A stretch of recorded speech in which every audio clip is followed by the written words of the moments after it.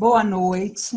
Hoje estamos aqui para falar sobre os frutos do trabalho na perspectiva da EJA. O que nós estamos frutificando? Para essa conversa, eu vou convidar a Verônica Cunha, Amanda Guerra, Cris Ávila e meus colegas da Rede Municipal de Paracambi. Que sejam todos bem-vindos, né? Meus colegas Rodrigo, Maria José, Fabilaine, Alessandra, Douglas, Lloyd, Mônica e Rosemary. Sejam todos bem-vindos e que nossa conversa possa ser muito produtiva. Bem, iniciando, eu vou ler uma crônica do livro Pirulito, da Verônica Cunha, que tem como título Afetividade Não Tem Idade. O ano é 2010 e a turma de Educação de Jovens e Adultos, numa escola de Queimados, tem perfil desafiador desta modalidade, heterogeneidade. Uma coisa maravilhosa essa tal EJA. Os alunos tinham de 15 a 70 anos e vocês já podem imaginar o que isso significa. No entanto, conforme os dias foram passando, eles iam construindo um entrelaçamento que movia todos. Era aniversário de filho, batizado de neto, separação, casamento, formatura de genro, prisão, internação, liberação, alta. Tínhamos virado uma grande família. E como toda boa família, apareciam as divergências. Elas eram as melhores, levavam a gente para frente. Numa noite dessas, chegou o Igor. Estava trôpego. Bebeu muito e chegou à escola, Deus sabe como. Acolhemos, assim fazíamos sempre. Ele chorou, falou que ali era o seu refúgio. É claro que paramos tudo. O dito conteúdo podia esperar, ou melhor, aquele era o conteúdo, o maior deles, não deixar de ser gente. Acabamos por fazer uma roda de conversa bem bacana naquele dia. Igor não precisava ficar constrangido. Cada um ali sentia uma dor e começaram a falar. Uma tinha sido violentada sexualmente, outra abandonada pelo pai. Luzeli, colocada à rosa aos 5 anos de idade. Nilcete casou com um cara que apareceu só para sair de casa e deixar de ver a mãe apanhar. Geraldo tinha sido solto da prisão por tráfico de drogas. O único preto no grupo que saía de uma festa. Janaína ainda lutava para ser Otávio. Sim, eu era privilegiada que estava naquela sinfonia humana de uma canção chamada Resiliência. Eu achei, gente, eu escolhi esse texto porque eu achei ele muito propício, né, para se falar de EJA. Não querendo puxar o saco aqui da Verônica, mas esse livro, que é o Pirulito, me deixou assim muito impactada. Então, eu peguei várias, né, tem várias crônicas aqui que me levam muito, né, a pensar na EJA, porém esse eu achei assim, que fala de tudo, né, ali. Fala de todos os alunos que têm, cada um a sua história ali dentro da EJA. E, para continuar aqui, eu quero convidar as autoras para se apresentarem. Vamos, Cris.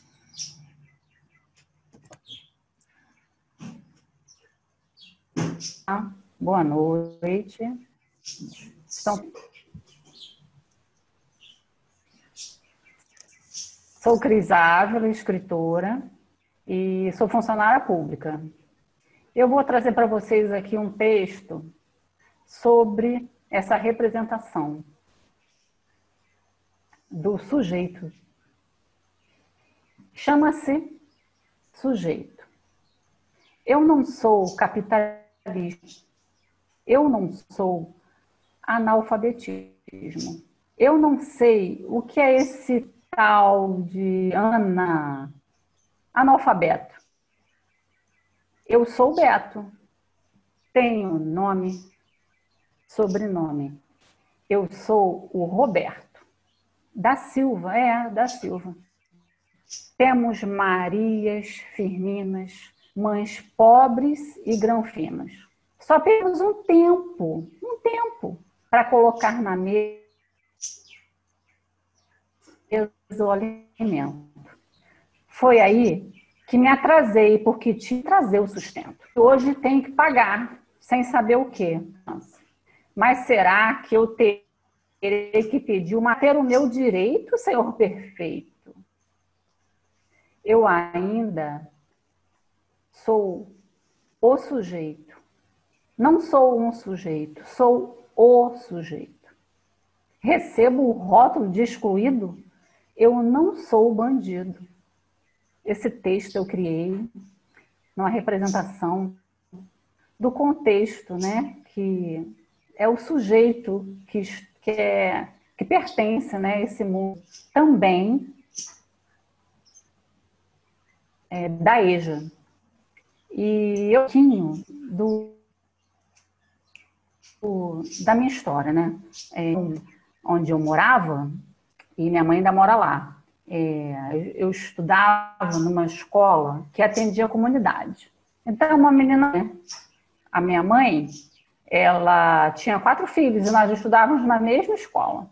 Era uma vida assim, com muito carinho, mas muito sacrifício. Ela fazia estofados de sofá e o que sobrava dos retalhos, né, dos couros, ela fazia para a gente as mochilas. Então, era essa a nossa vida.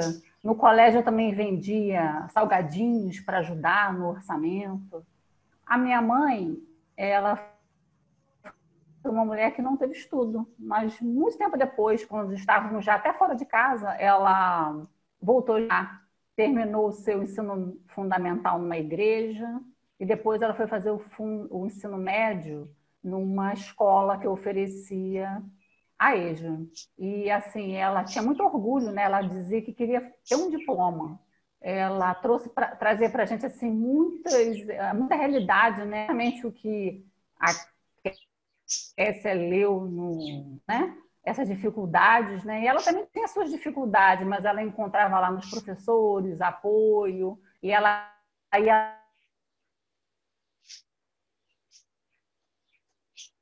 Então, foi essa vida, né?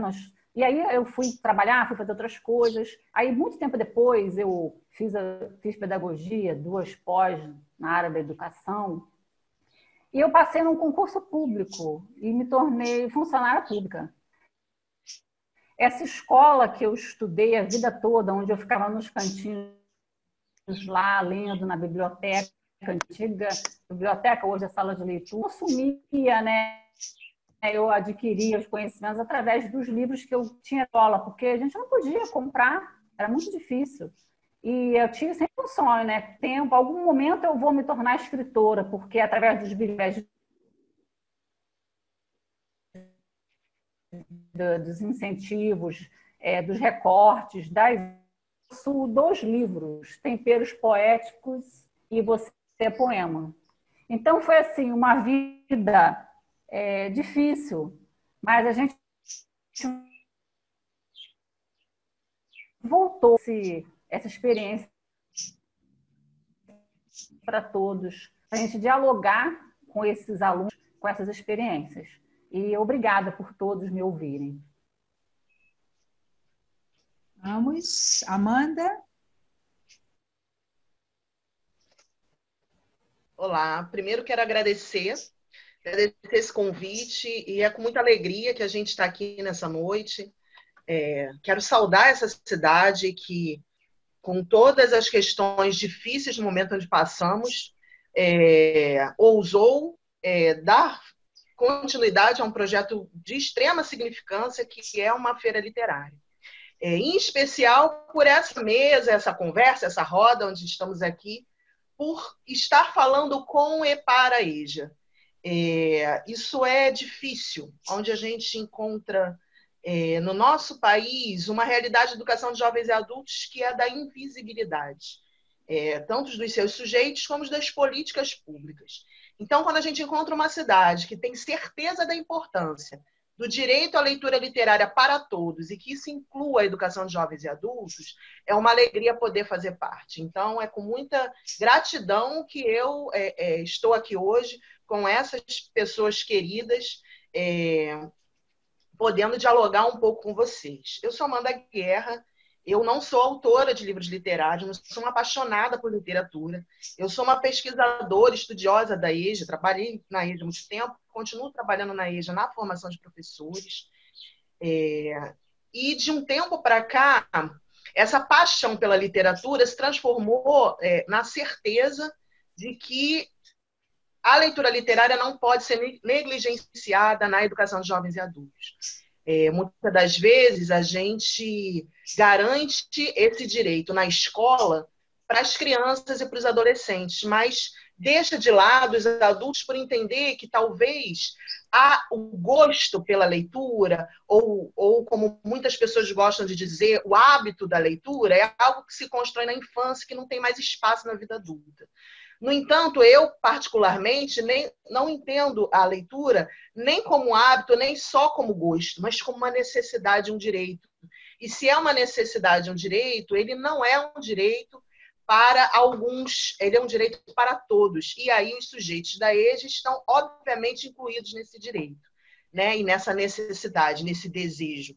Então, para terminar minha apresentação, queria pensar em duas coisas. Primeiro, a pergunta, né? 3 coisas, na verdade.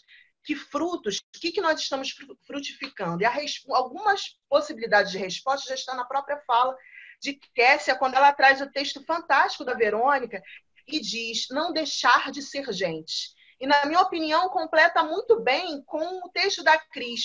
Eu tenho nome, eu tenho sobrenome, ou seja, eu tenho uma identidade, uma história. Então, quando a gente entende que esse aluno e essa aluna da EJA não são números, mas são pessoas com suas histórias, identidade, nome, sobrenome, caminhos, e que a gente não pode deixar de olhar para cada um deles como gente, como pessoa, a gente está valorizando o fruto da nossa cidade, da cidade de vocês, e os frutos da EJA, que são os filhos e filhas dessa cidade, que constroem essa cidade com o seu trabalho.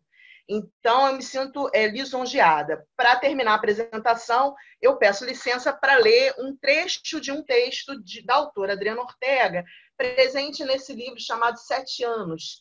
É a apresentação que ela faz do livro, e eu vou pegar o trechinho final, porque gosto muito dele e acho que ele faz uma homenagem a tantas mulheres da EJA, que durante muito tempo não puderam ler e escrever, estar dentro dos bancos escolares, mas abriram caminho para outras que pudessem. E essas outras somos nós, de uma maneira geral. Mulheres de voz rouca, passo firme, que abriram para suas filhas os caminhos dos bancos escolares, para que suas filhas soubessem o que elas não sabiam. Minha mãe queria escrever e não pôde. Sempre senti que deveria escrever como uma obrigação, uma arte e um prazer. Preciso ler e reler, pensar, meditar, deixar crescer em mim a ancestralidade que precisa encontrar voz e expressão. Escrever. Esse trecho do texto, a apresentação do livro 7 Anos, da escritora Adriana Ortega, que eu faço uma homenagem a todas essas mulheres nessa minha participação aqui na Flip. Então, muito obrigada por hoje. É um prazer, uma alegria e um dever também estar aqui hoje. Obrigada. Verônica, podemos te ouvir? Verônica, o som. Então, pois é, né? Nós aqui nesse modelo e nos reinventando aqui, aprendendo a mexer com isso tudo. Gente, boa noite. Eu confesso que estou muito emocionada porque a Kessia me pegou aí, que ela não me disse que ia ler esse texto. Então, a gente é bem tocado, a gente que ama a EJA. Eu quero mais uma vez cumprimentar todos os colegas que estão fazendo parte dessa mesa, que são as pessoas reais, né? Estão no chão da escola, que constroem essa educação que a gente acredita. Eu quero cumprimentar todos os demais colegas que estão assistindo, os alunos que estão assistindo e que assistirão, né? Porque nos foi informado que vai ficar disponível esse vídeo. Então, em qualquer momento onde você acessar esse vídeo, eu quero deixar essa mensagem de esperança, porque, para mim, EJA é sinônimo de esperança. Eu tenho cerca de 20 anos trabalhando com a EJA, tenho 43 anos, então, assim, eu não consigo entender a minha vida sem a EJA, né? Eu gerei a minha filha mais velha, dando aula na EJA, alfabetização alfabetizando na EJA, meus irmãos levando lá comida para mim, porque não dava tempo de eu comer muitas vezes. Então, para mim, eu fico muito à vontade de bater esse papo, né? Porque eu não sou palestrante, eu gosto de conversar sobre a EJA, porque a EJA é a minha vida. E por que a EJA é minha vida? Isso não é exagero ou força de linguagem, não. É porque tudo que eu fiz de mais bonito na minha vida foi ter sido entrelaçado com a EJA. Eu sou feliz com a EJA. Hoje, a minha bandeira, né, se é que a gente pode chamar assim, é em todos os lugares que eu puder dizer que a gente pode e deve ser feliz. Mais do que nunca, a gente tem que buscar caminhos para ser feliz. E a EJA, ela nos ensina muito mais do que nós a ensinamos. Ela ensina a gente a lutar pelos nossos objetivos. E foi nessa caminhada que eu ingressei no universo literário. Eu estudei minha graduação na UERJ, minha especialização. Minha graduação foi na UERJ, em EJA, foi uma das primeiras universidades a fazer isso, né? A ter esse privilégio. E depois eu me especializei na UFRJ em EJA. E assim foi meu caminho. A minha pesquisa no meu mestrado é Educação e Trabalho na EJA. E quando eu comecei a estudar Educação e Trabalho na EJA, eu fui para a escola ouvir os alunos, eu observei muita tristeza. Eu observei muita gente falando a EJA do trabalhador, a EJA do trabalhador. Eu fui com essa intenção de pesquisar que trabalho era esse que falavam tanto, que trabalhador era esse que falavam tanto, e eu tive a infelicidade de descobrir que só se falava mesmo, né? Porque o trabalho, como essência do ser, o trabalho como princípio educativo, como o nosso lugar no mundo, não estava ali. E isso deixa a gente triste, né? Quando você não se vê num lugar, quando você não se encontra, como foi falado aí anteriormente, muito bem, através dos textos, a fala das meninas, a gente não consegue avançar naquele caminhar. E aonde que eu comecei a ver isso? Nos professores que arduamente, reidamente, conseguiam trabalhar os textos literários nas suas salas de aula. Era esse professor que, a duras penas, conseguia trazer de volta o colorido que a gente precisava na EJA para fazer com que as pessoas tivessem vontade de estar ali. E dentro dessa surpresa que a Kessia fez com o texto, eu tinha separado um outro texto aqui para abrir a nossa conversa, mas já lembrei de outro e marquei aqui, que está nesse livro, que eu digo que eu escrevi junto com eles, né? Que se chama Lendo. Que não por acaso, né, eu podia dizer por acaso, mas não por acaso tem um olho muito lindo, muito bonito, que é o olho da minha irmã Amanda Guerra. Olha, coincidências não existem. E o texto diz assim: ler. É preciso exercitar o ato de ler. Ler gestos, ler o não lido, ler o coração. Ler o olhar. Como ele escreve, como ele fala, como ele grita, esperneia. E é preciso lê-lo. E seguir lendo palavras, se precisar.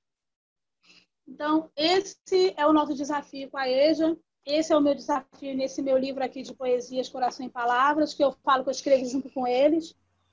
É ler. Como se falou, abriu falando de gente, não dá para trabalhar com gente sem ler o olhar. Abstrair, não, é aquilo que a gente ouvia na nossa formação, né? Eu suponho que vocês também. Eu fecho a minha porta. Não, nós somos um coletivo. Se está doendo nele, está doendo na gente. Se a cidade não me favorece, né? As cidades como um todo não favorecem o meu fazer, está doendo em todo mundo também. Se as pessoas estão morrendo à minha volta, está doendo em mim também. Se tem fome na casa dessas pessoas, eu preciso ler tudo isso. E lendo tudo isso, eu vou construindo o meu fazer junto com os meus alunos. Isso é fazer EJA para mim. É ler o não lido. E o mestre, né, Paulo Freire, já falou isso muitíssimo melhor que eu, né? A leitura do mundo vem bem antes da leitura da palavra, né? Muito obrigada, já de antemão. Amanda, você possui uma longa caminhada, né, na educação pública e nessa jornada muitas histórias passaram pelas suas salas de aula. Que você lecionou, né? No texto Direitos Humanos do Antônio Cândido, ele defende que a literatura ou pelo menos deveria ser, um direito de todos. É um direito básico, né, do ser humano, pois a ficção, fabulação atua no caráter e na formação dos sujeitos. Para você, qual é o papel da escola, da sociedade e demais agentes sociais na formação e transformação da perspectiva dos alunos da EJA, atrelados lá no uso da literatura? Obrigada, Kessia. Primeiro, dizer que o papel é o de formar leitores, mas num sentido bem amplo. Por que eu estou dizendo isso? Muitas das vezes, as propostas que a gente encontra em escolas, como eu anunciei lá no começo, elas se limitam à questão da formação de leitores com a educação infantil, com as crianças e adolescentes. Quando a gente fala, e aí concordando com o Antônio Cândido e trazendo ele para essa conversa, ele institui a questão da literatura e do direito à leitura literária como uma possibilidade de humanização. Ele diz que essa forma de arte ajuda a estruturar o caos. Ele usa essas palavras nos seus escritos. E isso é uma possibilidade de humanização. Não só ele vai por essa linha, mas também eu gosto muito de trazer para a nossa conversa Bartolomeu Campos de Queiroz, que diz que o direito à leitura literária é um direito que precisa ser escrito, né? E a gente precisa colocar ele em prática. E gosto também de Ana Maria Machado, quando fala que uma das formas de possibilidade de viver a democracia tem que passar pela democratização do acesso ao livro e à leitura. Porque só conhecendo outras histórias, outros personagens, outras possibilidades, é que a gente vai construir aquela ideia que é a nossa história, as nossas possibilidades, os nossos personagens. Sonhar e trabalhar por uma sociedade melhor, ela vai passar por possibilidades de outros mundos. Se a gente só tem acesso a uma realidade, é muito mais difícil que a gente sonhe com outro mundo. Quando a gente percebe que outras vidas são possíveis, e isso sim, no campo da fabulação, como fala Antônio Cândido, a gente pode sonhar com outros sonhos para cada um de nós. Então, primeiro, como que a gente pode fazer isso, né? Nós estamos agora, eu ficarei muito feliz se esse vídeo ficar para a posteridade, se as escolas usarem esse vídeo para várias questões, talvez para formação de professores, para conversa com os alunos. Então, eu quero fazer uma fala que vai dizer o seguinte: a gente está no meio de uma pandemia, né, uma crise sanitária mundial, com uma quantidade de 1.000 mortes diárias no nosso país. E dentro desse aspecto, nós temos uma proposta de taxação dos livros, onde a gente está impossibilitado de ir para a rua, brigar, lutar, gritar contra. A gente grita aqui, né, nesses espaços possíveis onde a gente está inventando. E por que eu trouxe isso para essa conversa?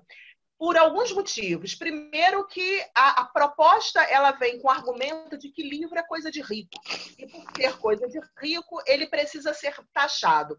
O livro é protegido pela Constituição Cidadã de 1988, que é a nossa Constituição. Ele é livre de tributos porque entende-se que esse livro precisa chegar a muito mais gente. Agora, ora, veja, se a gente diz que o livro é coisa de rico, em certo modo eu até concordo, porque o livro é tão caro que muitas das vezes nossos alunos e alunas não têm sequer um livro dentro de casa, em especial os alunos da EJA. Se o livro é tão caro, o que a gente pode fazer para fazer com que ele fique mais barato e deixe de ser coisa de rico? Taxar o livro é que não é. Então, se a ideia por trás da taxação é até uma certa verdade, o que a taxação é uma grande mentira. Na verdade, o que quer é proibir cada vez mais o acesso à leitura e ao livro literário, em especial, mas aos livros em geral. Dito isso, o que a gente pode fazer, né? Isso é uma coisa que a gente pode fazer, isso aqui, essa conversa, esse debate, insistir nisso mesmo no meio de uma crise sanitária mundial, mesmo numa pandemia, mesmo usando recursos que a gente nem sequer sabia usar antes. Então, isso é uma das coisas que a gente pode fazer, né? Propor que essa cidade conheça os seus escritores. Toda cidade, todo bairro, toda rua tem alguém que escreve contos, escreve poesia, escreve narrativas, escreve algo. Essa cidade precisa conhecer esses seus autores, levar esses autores para dentro das escolas, mostrar que aquele senhor, aquela senhora, aquela garota, aquele garoto, aquela criança, aquele jovem escreve, lê, coloca para fora, coloca num papel os seus sentimentos, as suas histórias de vida, as suas sensações, os seus mundos, as suas frustrações, as suas delícias e as suas felicidades. Através, muitas das vezes, de letras de música, de repente, de quadrinho, de poesia. Nós precisamos conhecer os autores da nossa cidade. E aí a cidade precisa subsidiar, muitas das vezes, a produção de livros, de coletâneas, porque eles sozinhos podem não ter ferramentas financeiras para fazer isso acontecer. Ajudar esse livro a circular pela cidade. Tem várias cidades que pensam, cidades, ruas, municípios, bairros, em possibilidades, empréstimos desburocratizados, caixinhas com livros nas praças, na feira popular, nos pontos de ônibus. Mas eu quero falar da escola. É na escola que muitos de nós ainda, né, a Cris Ávila fala isso com muita propriedade, porque aconteceu com ela. Ela diz, eu não tinha livros em casa. Os livros que eu li eram da biblioteca escolar. E isso ainda é a realidade. Muitos não têm livros em casa. E se não tiver livros na escola abertos, com possibilidade de pegar esse livro, esse aluno não terá acesso a esse livro. Por que eu digo isso? Não é incomum a gente conhecer escolas, e aí eu não estou dizendo das Paracambi, porque ainda não conheço, mas rodo alguns lugares e conheço muitas escolas, onde, para a educação de jovens e adultos, por exemplo, a sala de leitura, a biblioteca escolar é fechada à noite. Ou porque não tem alguém que possa trabalhar exclusivamente ali. E aí, com isso, aquele acervo riquíssimo, aquela possibilidade única de acesso àquele acervo fica trancado. Então, o que a gente pode fazer na escola? Abrir esses espaços. Se a gente ainda não tem um profissional de educação específico para aquele lugar, que a gente organize formas. E aí cada escola vai encontrar a melhor forma. Eu posso dizer de algumas que eu já vi. Eu já vi alunos monitores de sala de leitura. Os próprios alunos organizavam empréstimo. Eu já vi escolas que pensou em empréstimos desburocratizados, caixas com livros espalhados pelos corredores, pelo refeitório, pela parte de baixo da escola, porque para que o aluno levasse, pegasse o livro quando pudesse, quisesse, já que não tinha uma pessoa específica para ficar ali naquele empréstimo de anotar, de devolver.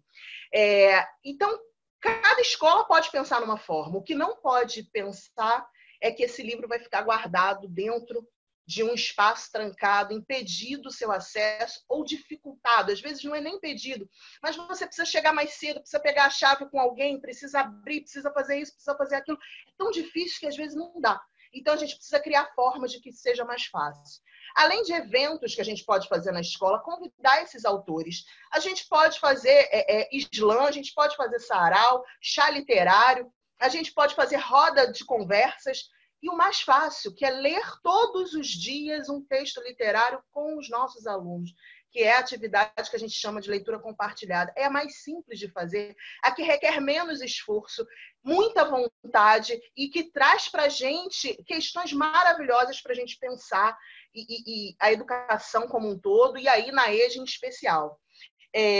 Então, eu deixo essas pequenas coisas falando sobre a leitura, o que as escolas podem fazer, o que a cidade pode fazer, o que a sociedade pode fazer, mas quero dizer que isso não é exclusividade também dos alunos. A leitura literária precisa estar presente na formação dos professores.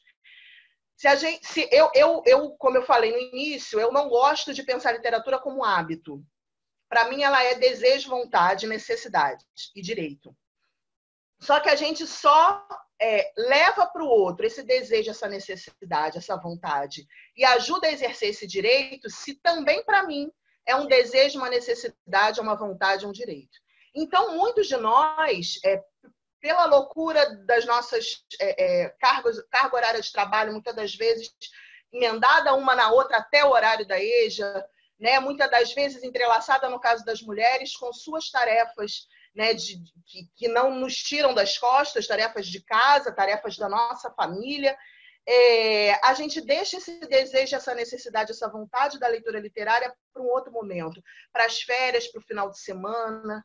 Então, que a gente coloque na ordem do dia esse momento de leitura compartilhada com os nossos alunos para a gente também, para a gente se formar como leitor, para a gente conhecer outras histórias, outras narrativas, para outros personagens, para que a gente também possa pensar em outros mundos possíveis para o nosso magistério e a nossa atuação pedagógica. Então, eu agradeço essa pergunta e era isso que eu gostaria de dizer nesse momento. Obrigada, Kécia. Nada. Alguém quer fazer algum complemento nessa fala? Alguém quer perguntar alguma coisa para a Amanda? Eu gostaria de falar, Kécia. Pode falar, Rose. Então, eu estou ouvindo a fala dela e é exatamente esse projeto que o Nicola Salzano estava desenvolvendo, né? Começamos a desenvolver o ano passado com as aulas diferenciadas, trazendo tipos literários para os nossos alunos. Apresentamos o cordel, né? E eles reescreveram, cada um criou o seu, com a nossa professora Luzinete, que é professora de produção de texto, né? E que trabalha muito gêneros literários. E o projeto que nós estávamos fazendo agora, eu e a professora Mônica, o professor Roberto, que era trazer realmente os livros até as salas de aula, já fechado com os nossos professores de todas as disciplinas, não somente de língua portuguesa e produção textual, de todas as disciplinas. Nós fechamos um projeto do carrinho de leitura, porque, na verdade, na estrutura do CIEP, a nossa biblioteca fica na quadra, então, à noite, fica meio difícil o acesso, por termos alunos de inclusão, por termos alunos de idade, né, tá subindo até a biblioteca. Então, Mônica já estava desenvolvendo, né, junto conosco da coordenação e direção, esse projeto de trazer realmente a leitura até os alunos com uma facilidade de acesso. Porque, como foi bem dito, os nossos alunos, na verdade, que estão na EJA, hoje a gente tem até uma clientela diferenciada, muito adolescente, mas geralmente são pessoas que não tiveram oportunidades. Então, a escola precisa oferecer essas oportunidades. Como nós temos um acervo muito rico, e eu sou apaixonada pelo trabalho com leitura, quem me conhece sabe, meus colegas, já trabalho há bastante tempo desenvolvendo um trabalho com leitura.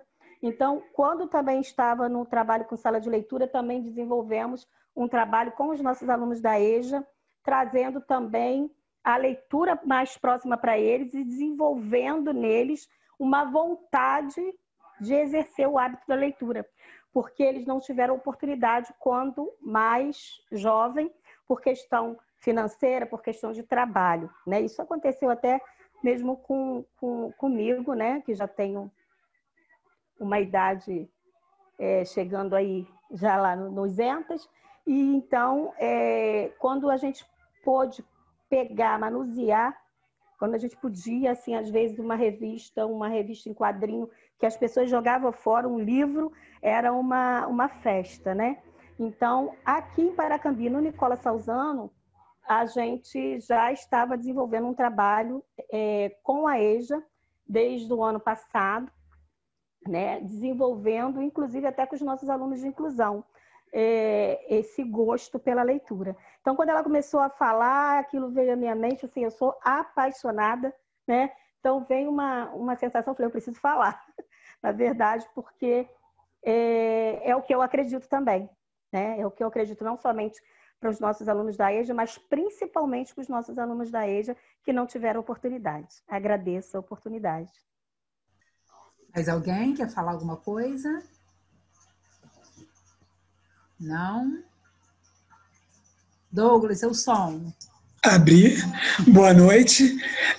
Muito obrigada aí a todos que cederam esse tempo, né, para a gente poder trocar esses saberes, né, esse bate-papo delicioso, e ainda mais sobre a EJA, uma modalidade que a gente acaba se apaixonando, e tá aqui ouvindo e se alimentando, né, dessas autoras fantásticas e trazendo para a gente uma realidade. Muito obrigado, meus professores, que cederam aí esse tempo de vocês para vir poder partilhar do que fazem o tempo todo na escola, né? Que está lá com o pé no chão, na verdade, trabalhando a EJA. Por isso eu os convidei, pelo trabalho fantástico que eles reproduzem no dia a dia, que é muito difícil. E eu fui anotando alguma coisa aqui rapidamente, né, para poder falar, que me incomoda e que veio na fala de vocês. Essa invisibilidade me incomoda muito nessa modalidade EJA. Né, eu fiz alguns cursos de extensão em cima disso, né, e essa invisibilidade acontece inclusive agora nessa pandemia. Né, a dificuldade que nós tivemos para poder fechar o semestre dentro de estruturas oficiais, procurando leis que nos amparassem para falar da EJA, e nós não tínhamos, né? Falavam no contexto geral e não específico, né? E nós sabemos que a modalidade é uma especificidade porque é diferente, né, de oportunidades, e continua essa invisibilidade, inclusive durante essa pandemia. Nós não somos cegos nem mentirosos, sabemos que acontece uma grande evasão na EJA, e imagina manter esses alunos com essas novidades de sala de aula à distância, né? De grupos de estudo à distância, na dificuldade do dia a dia deles terem equipamentos tecnológicos, de ter internet, uma realidade que ainda é longe de milhares de brasileiros, não só de Paracambi, mas do mundo, creio eu, né? E nós nos reinventamos para conseguir buscar esse aluno, para conseguir que continue essa modalidade no dia a dia. Então, assim, quando você falou de sonhos também, eu fiquei encantado, porque realmente temos que vender esses sonhos, né? Nós temos que continuar fazendo com que eles sonhem para continuar essa carreira. E por isso eu convidei alguns dos meus professores que trabalham com esses alunos o tempo todo em cima disso. Né? E eu quero muito que eles não fiquem tímidos e que falem da experiência deles aqui no CIEP 385, em Paracambi. Né? Convidei minha diretora, que trabalhou com leitura há muito tempo, né, na área de letras, para participar da conversa. Esse ano, o CIEP 385, aliás, desde o ano passado, nós começamos a desenvolver esse projeto. Esse ano seria um sarau, com a professora Erlaine, que inclusive não pôde participar hoje, porque está muito resfriada, então ela não pôde vir, não pôde aceitar o convite. E abrimos a EJA, sempre esteve aberta, mas não tão aberta a sala de leitura. Né? O que você falou é uma realidade, está lá a sala, ela fica parada. Né? Mas esses professores que eu convidei conseguiram, de outras maneiras, levar cultura para esses alunos. E eu vou minimizar a minha fala, só realmente agradecendo esse bate-papo, esse aprendizado com vocês, autores que se dedicaram a esse momento, né? E vou deixar os outros falarem para a experiência enriquecer mais esse momento. Muito obrigado. Professores, fiquem à vontade, nada tímidos. Professor não é tímido. Fiquem à vontade. Boa noite. Algum professor quer falar alguma coisa? Rodrigo, Lloyd, Alessandra, Mônica? Falem um pouquinho. Eu posso estar falando? Então, posso falar, Kessia? Pode. Então, na verdade, também gostaria de estar agradecendo, né? O privilégio de poder estar aprendendo um pouco mais, né? Eu também sou encantada pela EJA, tá? Estou na direção agora, mas já fui professora da EJA, e eu sei o quanto a fala de vocês enriqueceu o meu currículo, tá? Gostaria de estar parabenizando a Amanda Guerra pela fala dela, uma fala excelente com relação à EJA, pois nós precisamos tornar notório, gente, a grandeza da educação de jovens e adultos. Como o Douglas falou, né, nós ficamos desesperados, meio que desesperados, procurando maneira para poder ajudar o nosso aluno nesse momento de pandemia. Né? Os alunos da EJA, como na poesia de Cris Ávila, né, que retratou muito bem, os alunos da EJA, eles têm uma identidade. E nós precisamos usar essa identidade para tornar, para que eles se frutifiquem, para que verdadeiramente os frutos aconteçam e para que verdadeiramente a engrenagem, né, a nossa engrenagem na sociedade aconteça. E a importância da educação de jovens e adultos. Eles estão aí para quê? Para somar conosco. né? Gostaria também de parabenizar a Verônica Cunha, né?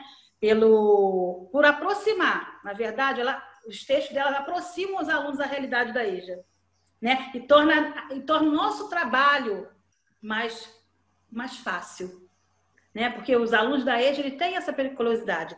Eles se espelham muito em outras pessoas. E quando a gente traz um texto que mostra, às vezes, de outra cidade, né? Um texto, poxa, lá acontece igual aqui, nossa, nós não somos tão diferentes. Diferentes, sim, mas com a mesma história de vivência de vida, né? Então é isso que eu acho que a EJA, o grande boom da EJA é esse, né? Que os alunos, eles se veem, ao mesmo tempo que eles se veem isolados, né? Isolados, eles se veem atraídos pela realidade dos outros, por outras realidades, na verdade, né? É o poema de Cris Ávila também, quando ela fala, né, da vivência da mãe dela. E é muito isso que a gente vê na EJA, né? Quando a gente realmente para um conteúdo para trabalhar a vivência do aluno, para ouvir o aluno, e desse ouvir promover a aprendizagem, né? Então, eu acho assim, eu estou me enriquecendo com esse bate-papo hoje, tá? Gostaria de parabenizar a todos vocês, tá bom? Alguém mais? A Alessandra tinha começado a falar. Olá, boa noite a todos. Meu nome é Alessandra, né? Trabalho nessa cidade municipal já há bastante tempo, mas trabalho apenas há 2 anos com a EJA. Para mim está sendo muito gratificante. Eu vejo que eu tenho muito a compartilhar e também tenho aprendido muito com os alunos, porque, como a gente ouviu aí nas falas, né, das nossas convidadas, cada aluno, né, é um sujeito, ele traz, né, as suas qualidades, as suas vivências, né, e no dia a dia da escola ali, a gente acaba aprendendo bastante com cada um deles.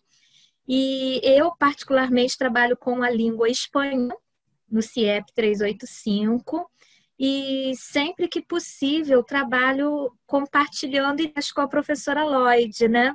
A gente trabalha fazendo feiras, exposições, a disciplina dela de artes com a de língua espanhola sempre conversam bastante, a gente sempre troca muitas figurinhas.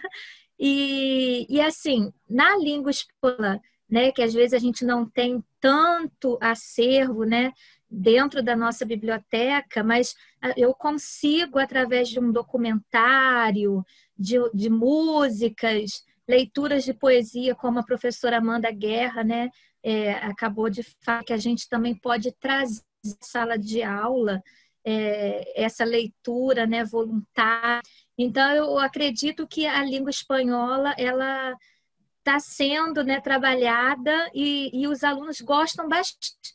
E é isso, eles trabalham, né, não tem tanto tempo de ler, né, porque o aluno da EJA, ele tem, né, a sua especificidade, né, o seu corre-corre do dia a dia. Então, é ali que a gente tenta trazer esse prazeroso, agradável, né, da leitura, da literatura. E aí eu tento estar sempre aproximando-os da cultura e também da leitura, tanto a portuguesa também, diversos gêneros literários. Lembrando também que eu já trabalhei em biblioteca, né, aqui na rede durante bastante tempo.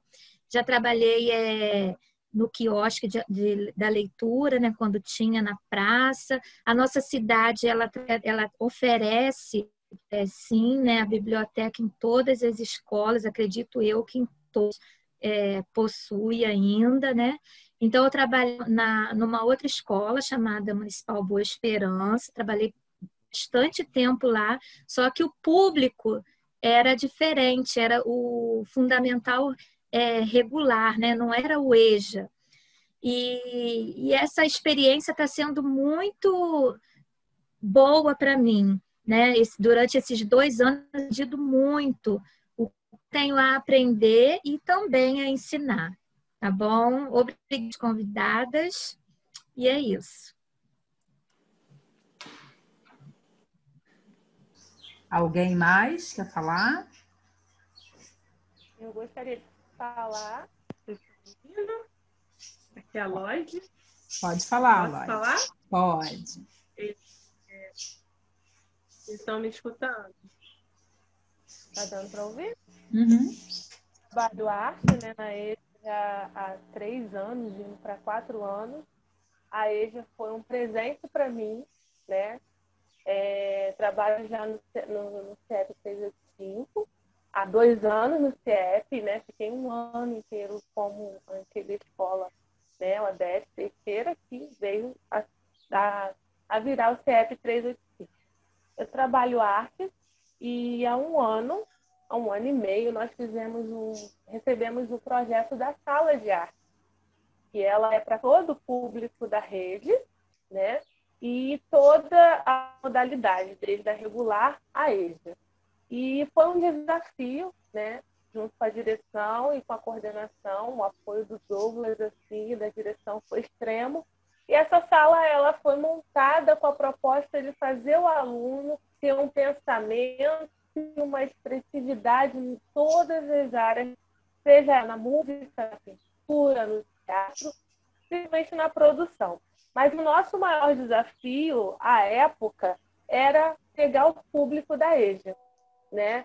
E eu lembro como se fosse ontem, que foi ano passado mesmo, e nós pegamos a turma da EJA e levamos para esse espaço, né?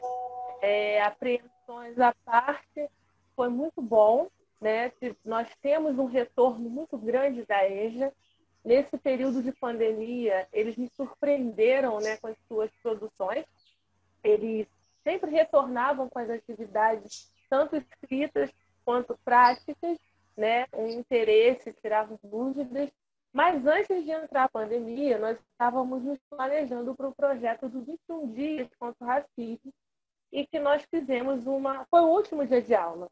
No dia 12 de março, nós produzimos uma reflexibilidade sobre o seu tom de pele.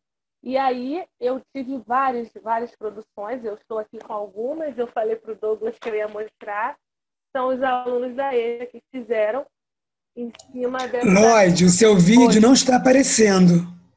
Não sei se está para mim, acho que para ninguém. Sumiu você no vídeo. Eu estou aparecendo, tá normal. Tá, gente? Tá não. Tá. Porque ela quer mostrar as produções e nós não estamos vendo. Ué, mas eu estou no vídeo. Tá indo? Foi? Vocês estão me vendo? Meu vídeo está funcionando. Normal. Agora sim, agora sim. Agora apareceu. Tá vendo? Então, nós temos essas produções, né, dos alunos da EJA. Essas produções, nós fizemos uma abordagem sobre a tonalidade de pele brasileira. Foi trazido um material específico, né, com lápis de cor de tom de pele. E essa é uma releitura de cada aluno que foi trabalhado até o dia 12 de março, né?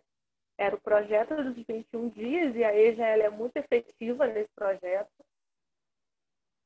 E são leituras que os alunos, eles escolheram. Mas a abordagem, ela foi feita com cartões, né? Com esse símbolo da mão, né? Representando os tons de pele brasileiros, né? Para que eles se reconhecessem. E esses cartões foram distribuídos na sala de aula, os alunos observavam e eles representavam nos desenhos.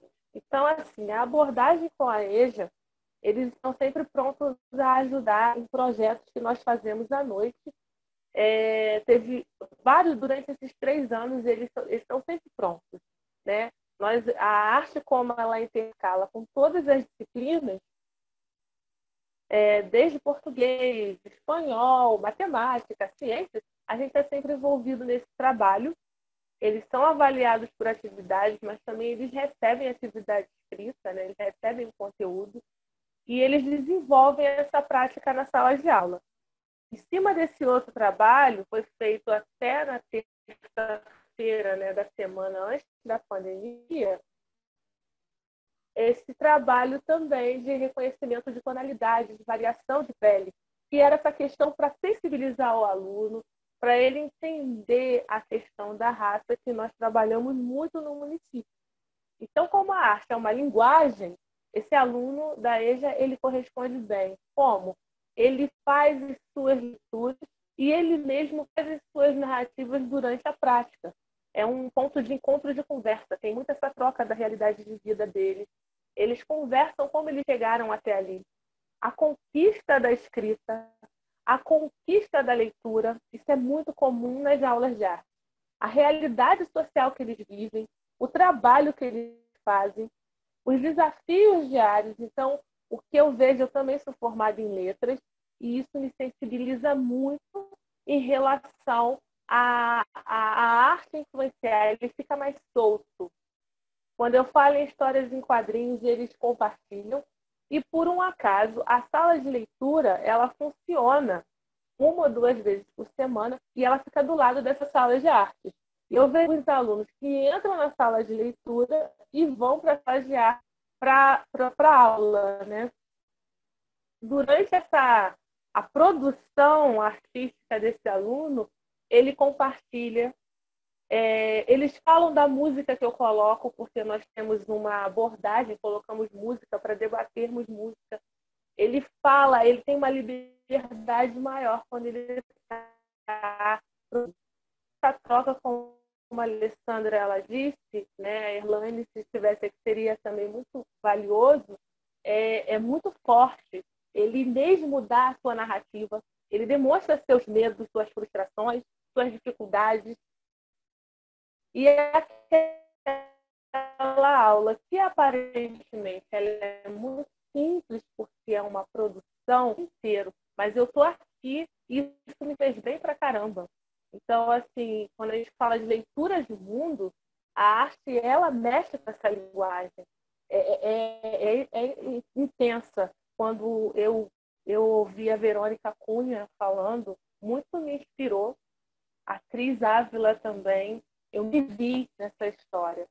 E no Natal, perto da celebração de Natal, nós fizemos um trabalho com o primeiro segmento da EJA e eles produziram adereços natalinos e eles foram contando as suas narrativas e a inspiração que os alunos têm são os professores. E como o primeiro segmento da EJA, a inspiração é a professora Marilene, que não pôde estar aqui, e ela mesma contou a sua própria história, que voltou a estudar já adulta, né, retomou os estudos e hoje ela não se vê fora da EJA. Ela gosta do que faz. E os alunos, né, que são alunos que não dominam a escrita, eles falando nos seus depoimentos como foi escrever o seu nome, ler uma Bíblia, ler um anúncio, a leitura de uma frase, compreender a certidão de nascimento do seu filho.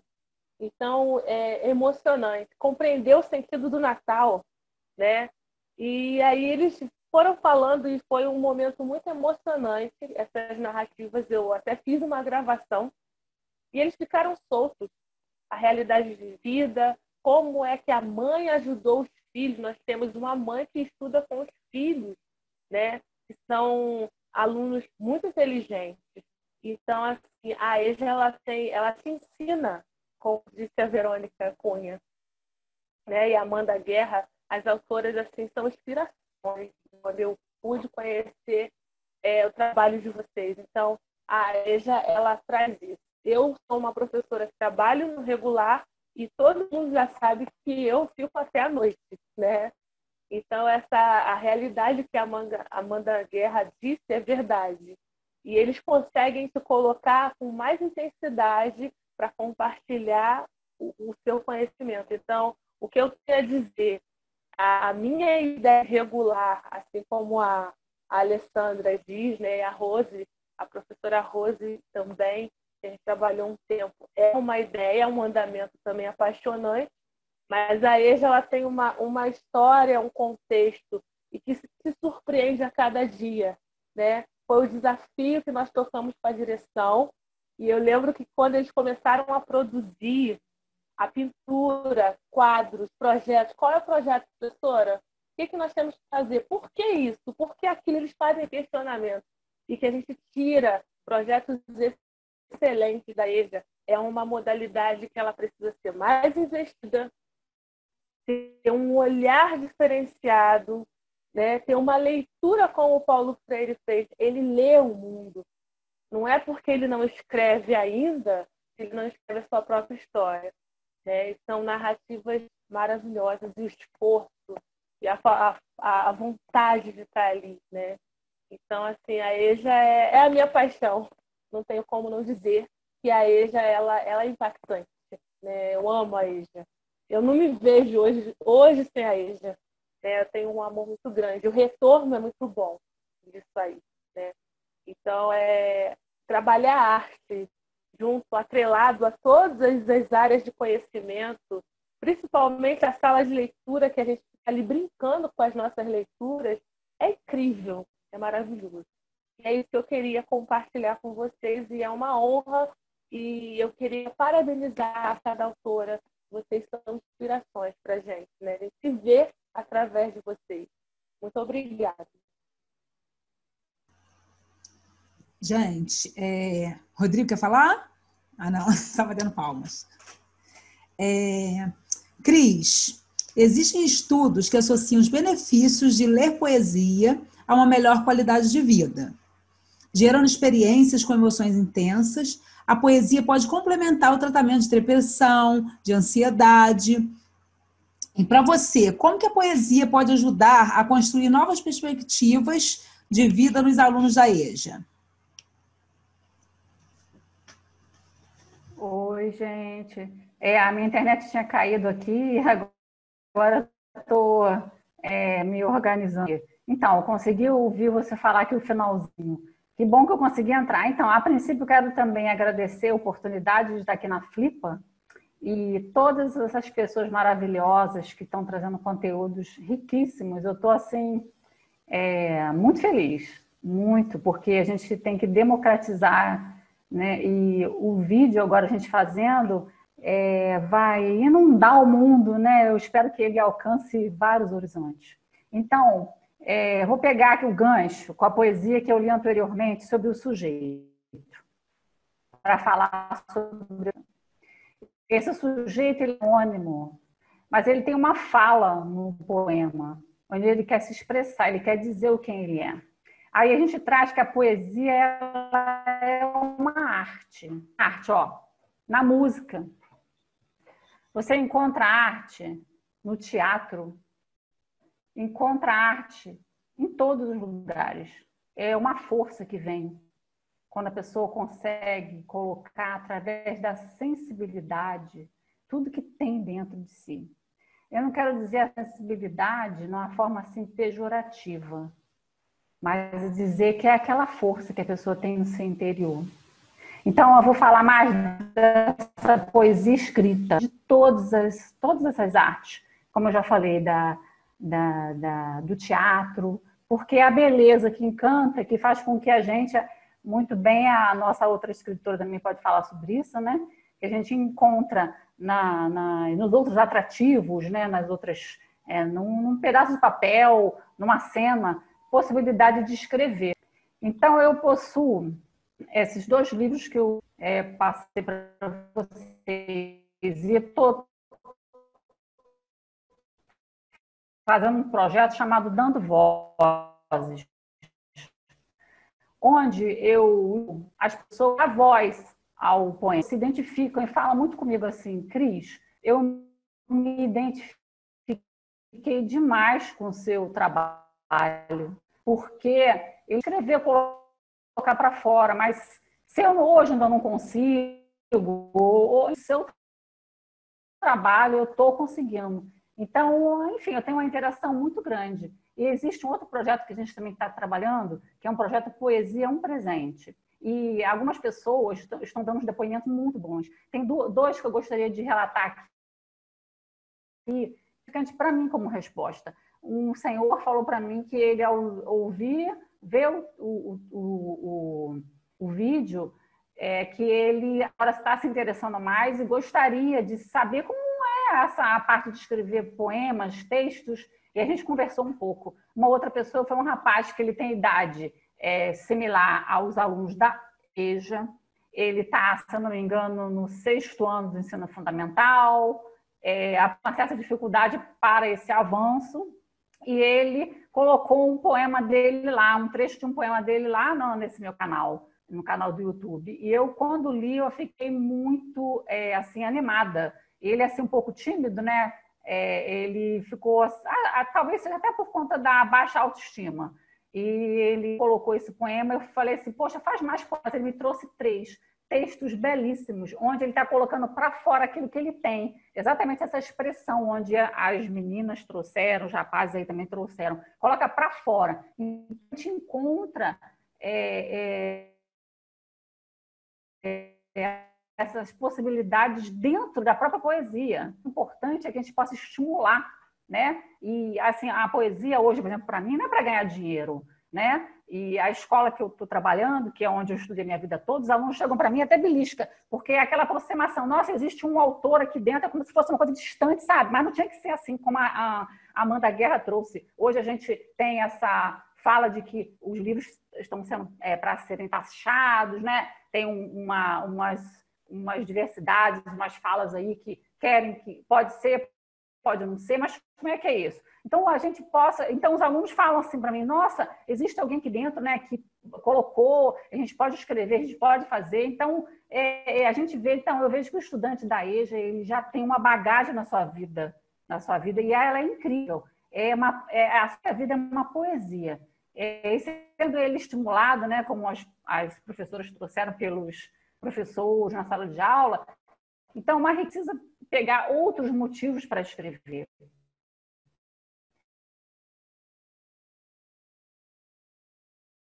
Assim como Paulo Freire diz, né, não há saber do seu cotidiano, da sua vida. Então eu não sou mais nem menos. Então a gente tem que acabar, sabe, tirar essa divisão. Pelo contrário, tem que unir. Eu sei que a escola regular durante o dia é uma forma, a EJA também trabalha de uma, mas também tem e a gente vê o trabalho que é feito, então tem que haver essa aproximação. Um vídeo que eu tinha visto também da Ana Guerra, e uma fala que foi trazida, que fala assim sobre o analfabetismo tem cor. Sim, ele tem cor, sobrenome, tem tudo. E vamos fazer com que isso possa se reverter.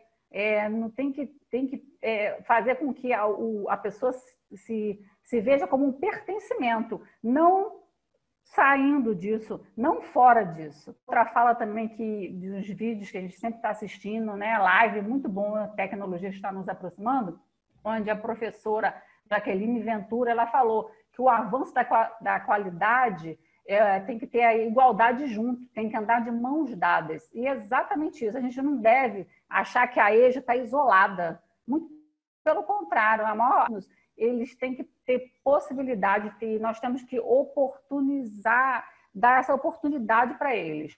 E buscando a poesia de forma, porque a poesia dá voz ao cidadão. Essa parte significativa. Que dentro do poema, alguns poemas tem um grito do aluno, tem o alerta, tem um recado, assim como a colega anterior falou sobre isso, né? Que ela trouxe essa explanação dos alunos dela. Uma professora, muito tempo atrás, chegou para mim falando sobre o EJA, né? Sobre a EJA, que eu fiquei um pouco chocada com o que ela trouxe, que nas entrelinhas, ela percebeu que a menina estava sendo abusada dentro da sua própria casa. E aí, a gente vê que o texto e o próprio contexto dialoga, né? Essas expressões, os alunos se defendem, traz, então, que possa ser muito estimulado a leitura. Assim, Ana Guerra falou muito bem, se pudesse nas salas de aula, sempre quando começar uma aula, trazer algum conteúdo, alguma coisa, ter esses estímulos, fazer essas feiras literárias, né? Assim, existem poesias que balançam a gente, o contexto dela traz as respostas. A pessoa lê, imagina que está nele, se identifica. Então, a gente tem que permitir que isso dê voz, que tenha essa possibilidade.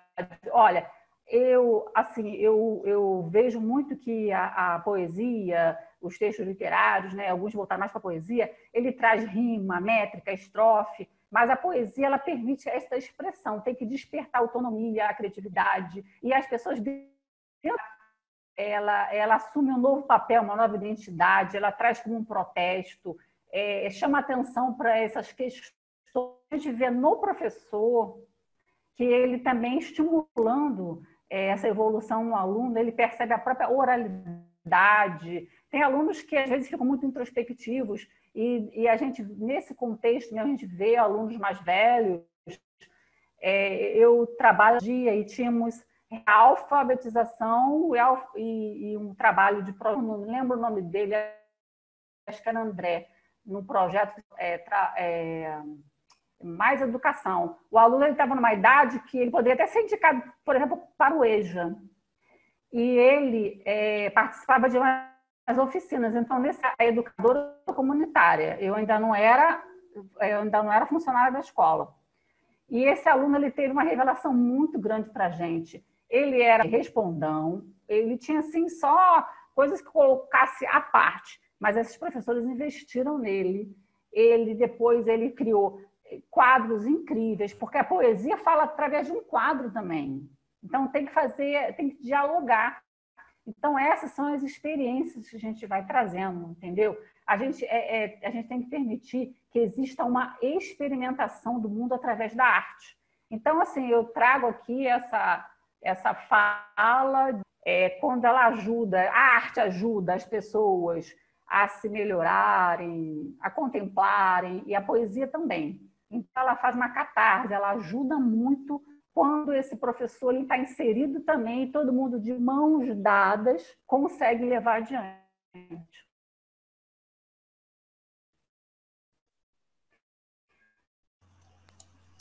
Alguém quer fazer alguma contribuição? Deixa eu catucar um pouquinho a Amanda Guerra. Catuca, ela está muito quietinha. Só para ela trazer um pouco desse estudo dela para a gente, dessa migração do jovem para a EJA, né? Que está muito grande, e isso é perturbador, mas é bom, porque também ele não sai da educação. Mas esse ligamento, antigamente nós tínhamos uma EJA de senhores e senhoras, né? E hoje nós temos aí muitos jovens, na verdade, na minha escola, mais de 70% são jovens, né? E lidar com alunos com 75 anos e com jovens de 16, né? Com linguagens diferentes, ritmos diferentes, e os professores tendo que aprender a esse padrão de conseguir unir, mediar essas linguagens tão diferentes, né? E que, ao mesmo tempo, é enriquecedor para ambos, mas que cria muitos conflitos na sala de aula. E eu queria que você passasse aí para a gente um pouco, nos alimentasse aí desse seu estudo. Douglas, eu vou pincelar algumas coisas. Me comprometo com vocês para, em um outro momento, a gente aprofundar essas questões, se for desejo de vocês, porque esse é uma conversa para mais de metro. Se a gente começa, a gente pode não conseguir terminar, a feira literária acaba, a pandemia acaba e a gente ainda está falando disso. Então, eu me comprometo com vocês, se for desejo, de marcar uma outra conversa para a gente falar sobre isso. Então, mas não vou deixar a provocação de lado, não. Vou aceitá-la e falar algumas questões importantes, né? Quando a gente estava falando desses sujeitos da EJA, o sujeito da EJA, ele, diferente do sujeito da educação infantil, que se caracteriza pela idade, o sujeito da EJA não se caracteriza pela idade, porque a gente tem, o sujeito pode ser de 15 anos até 82 anos, 92 anos, até a idade que for, né? Eu falei 82 anos primeiro porque na escola em que eu trabalhei, na EJA, aqui no Rio de Janeiro, sou moradora do Rio de Janeiro, trabalhei no Rio de Janeiro, a gente teve esse alargamento. A gente tinha aluno de 15, que é a idade mínima para estar na educação de jovens e adultos, e no mesmo ano uma aluna de 82. Mas pode ser mais, né? Então, estou falando isso.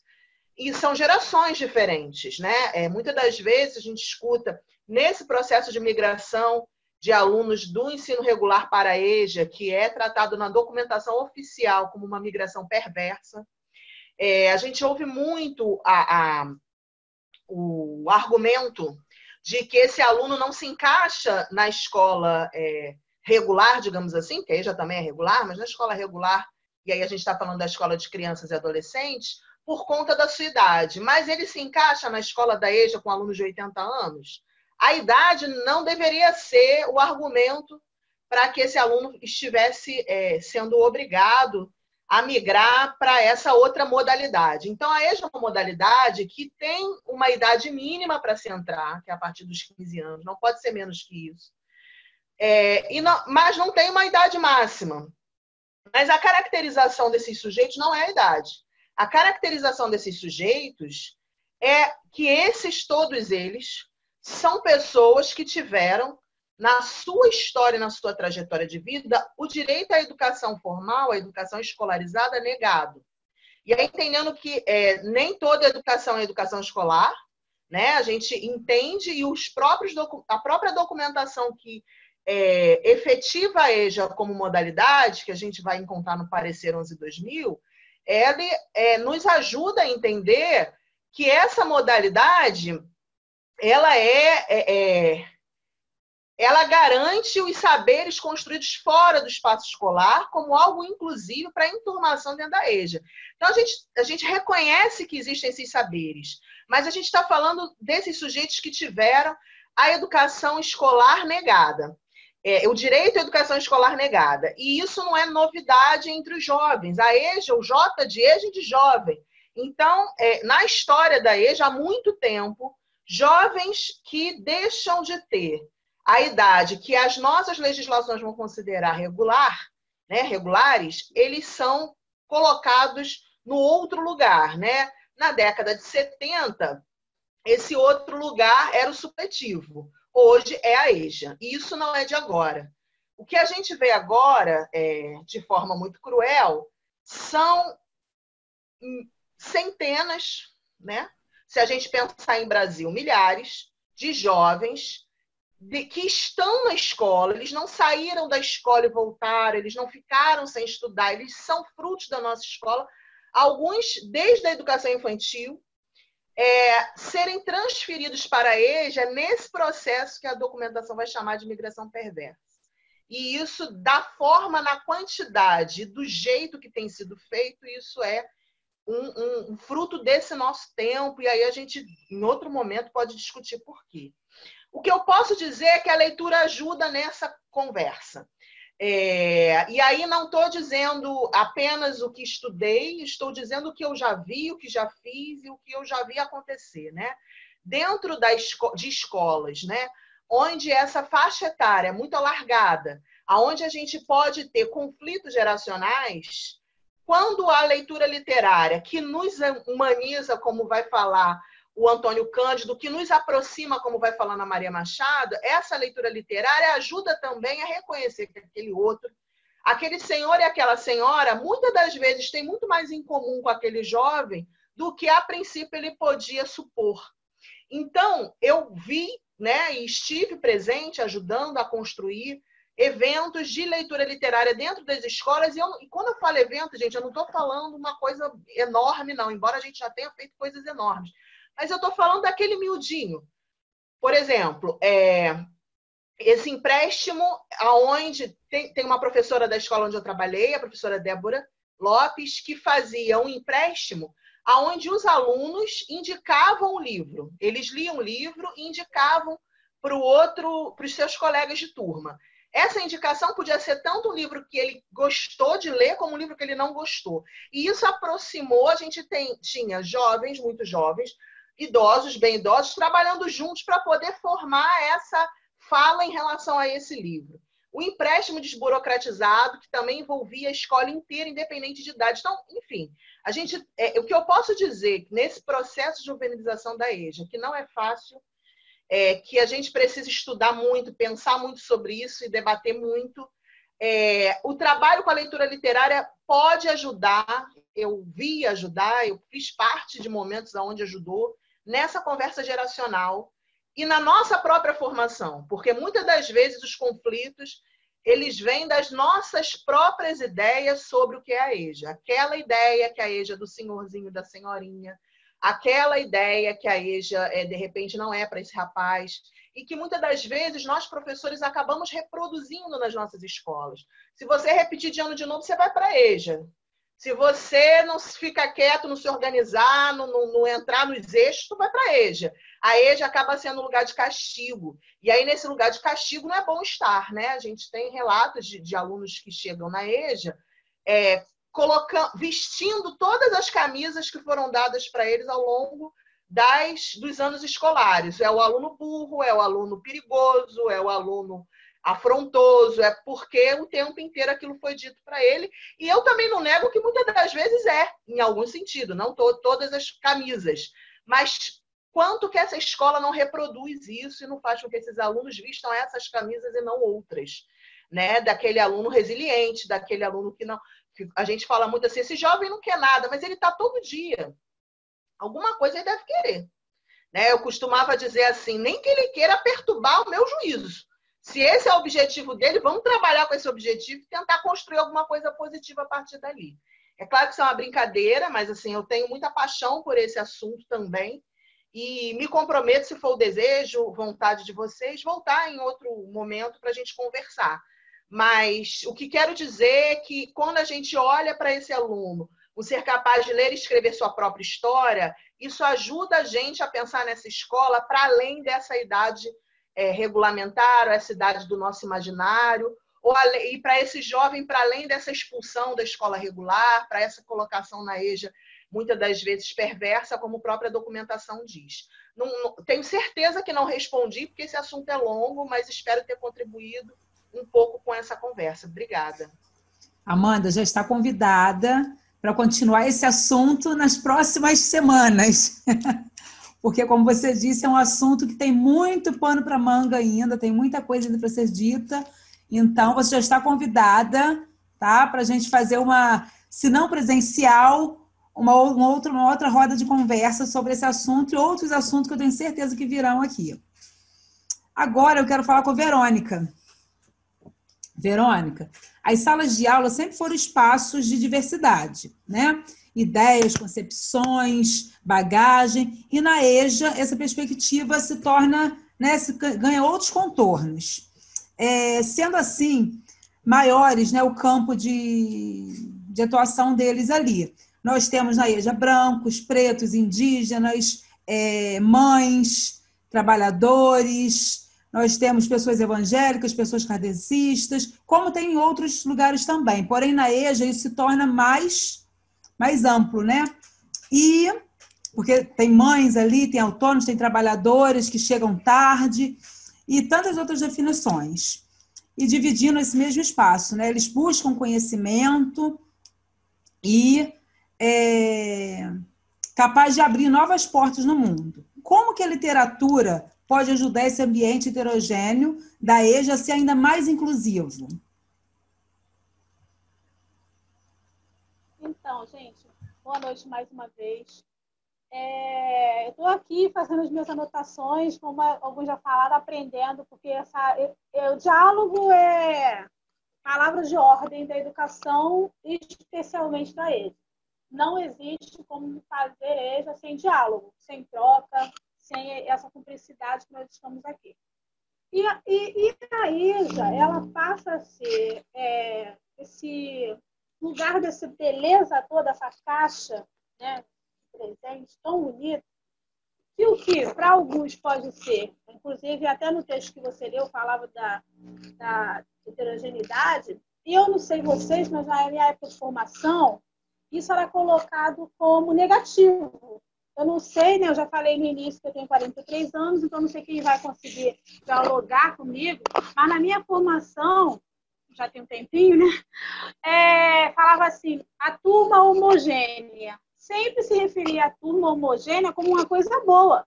As nossas, e depois, nas nossas reuniões pedagógicas, grupos de estudo, centros de estudo, o nome que cada rede dá, né? O lugar onde os professores se reúnem para conversar, falava assim, não, porque vamos organizar aqui para ficar homogêneo. E a gente foi internalizando essas palavras como sinônimo de coisa boa. Quando você faz uma massa, não, bater até ficar homogêneo. Então, assim, a gente, querendo ou não, a gente vai internalizando essas coisas como coisas boas. E a gente vê televisão que padroniza, a gente tem conversas em vários lugares que padroniza cabelo, padroniza estilos de roupa, enfim. Nós não temos tempo aqui, né? Até porque essa conversa nossa já está gostosa, mas ela já se alongou um pouco e a gente não tem como desenvolver isso. Só que a EJA ela vem para nos fazer pensar e nos mostrar o quão rico é esse espaço para nós quando a gente olha exatamente a diversidade. Né? Hoje, se eu tiver que com alguém e alguém perguntar sobre uma marca da EJA, aquelas brincadeiras, retire uma palavra, eu ia dizer heterogeneidade, diversidade, como positivo. O que você destacaria como que te atrai na EJA? O que faz você? Eu diria diversidade. Eu diria heterogeneidade. Essa diferença vai dando para a gente uma riqueza tão grande. E como nós estamos numa feira literária, a literatura, como a Cris já disse muito bem, a Cris falou muito bem sobre isso, ela vem ter uma grande aliada para que nós podemos trabalhar tudo isso. Porque nós temos diversidade de gêneros textuais, né? Começa por aí, né? Já que nós não temos tempo, a gente pode começar a dialogar por aí. A gente encontra aluno que se identifica com o gênero poético, outro já gosta de crônica, outro já gosta do texto científico, por que não? Então, essa diversidade ela tem que estar refletida também na nossa prática cotidiana, para que a gente não possa dizer assim, mas ele não gosta de nada. Oi? Você já apresentou tudo? Que eu estou esse tempo todo na EJA, eu não consegui. Tem coisa que eu falo, poxa, vocês falando aí agora, eu falei, meu Deus, eu não fiz isso, não trabalhei isso, eu posso fazer aquilo. A vontade é que essa porcaria de pandemia acabasse, que a gente já estivesse na nossa sala de aula, de tanta coisa que a gente tem lido, pesquisado, se aprofundado e que a gente quer desenvolver com nossos alunos. Vocês estão nos ouvindo, saibam disso, que aqui nessa mesa tem gente que ama o que faz e que está desejosa de voltar, estar lá junto com vocês. Se está penoso, está difícil, está para todo mundo, para nós também. E o nosso fazer, porque o tema da nossa mesa é o fruto do trabalho. E o fruto do trabalho é a felicidade. E isso o sistema capitalista nos roubou.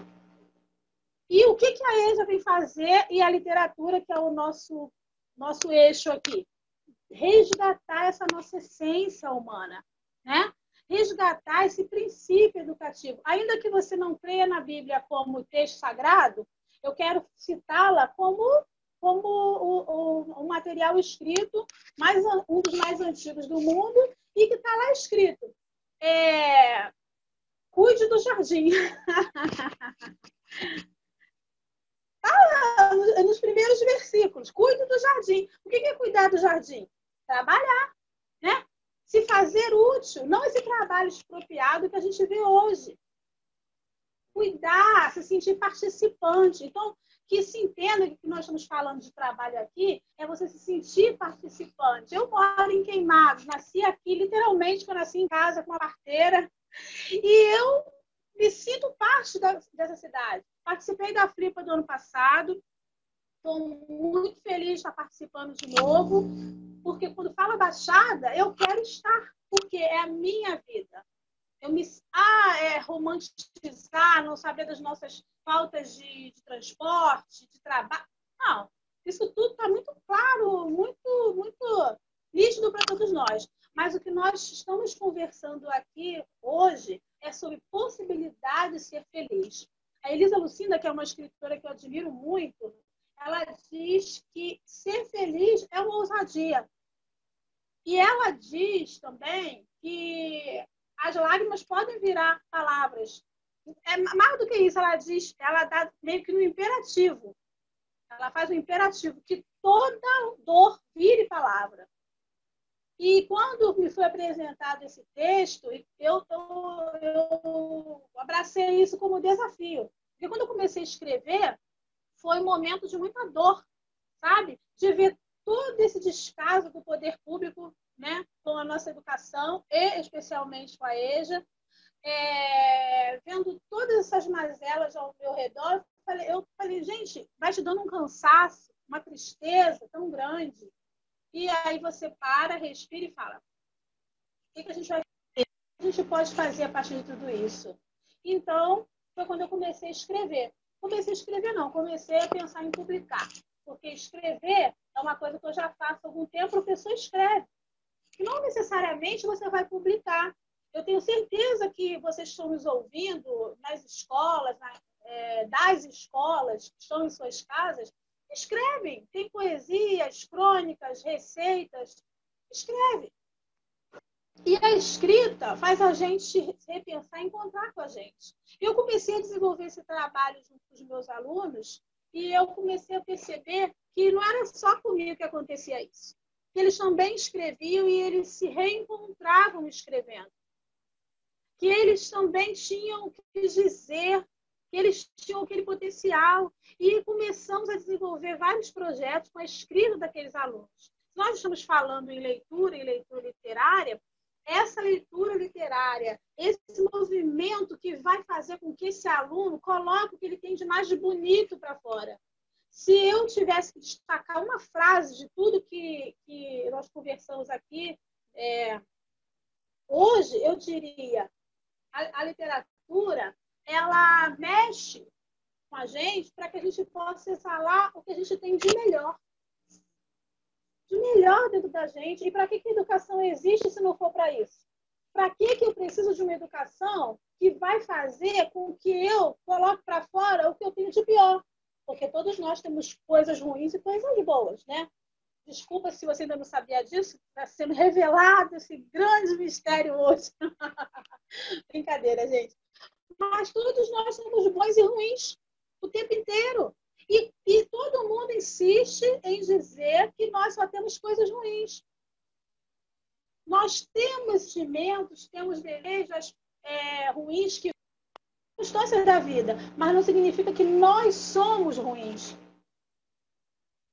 Então, a escola, ela vem com esse texto literário, com esse tecido, como diz uma amiga minha, esse tecido todo para costurar, e a gente consegue fazer tanta coisa bonita, gente.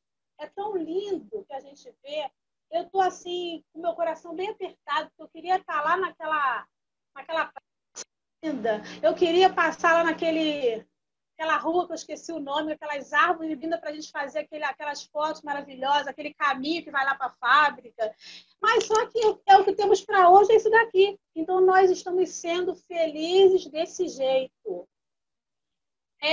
Basta cada dia. Então, esse é o dia. Então, nós temos que reconstruir isso. E o que faz isso? A diversidade. E a gente tem esse grande aprendizado todos os dias na nossa sala de aula, porque não é fácil estar na nossa sala de aula, não.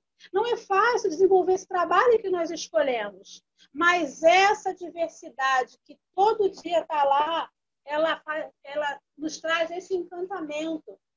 Ela nos dá vontade de seguir em frente. Então, possa ser que nem todo mundo vai escrever. Não tem que escrever. Mas a gente pode pintar, a gente pode cantar, a gente pode dançar. Todo mundo tem uma história na EJA para contar daquelas mesas maravilhosas. E quando a gente fala assim, vamos fazer, nem completa a frase, a mesa está lá, linda, com pratos maravilhosos. Chegam com uma felicidade, com aquele prato na mão. Esse sou eu, olha aqui, olha como eu sou bom nisso, olha como eu sei fazer. E por que insistem em dizer que eles não sabem? Mas o que eles não sabem? Será que eles estão respondendo errado ou a gente está fazendo a pergunta errada? Eu tenho certeza que é a pergunta errada. Porque se a gente perguntar o que eles sabem, certamente vão aparecer muitas coisas, inclusive escrever textos poéticos, inclusive escrever textos científicos.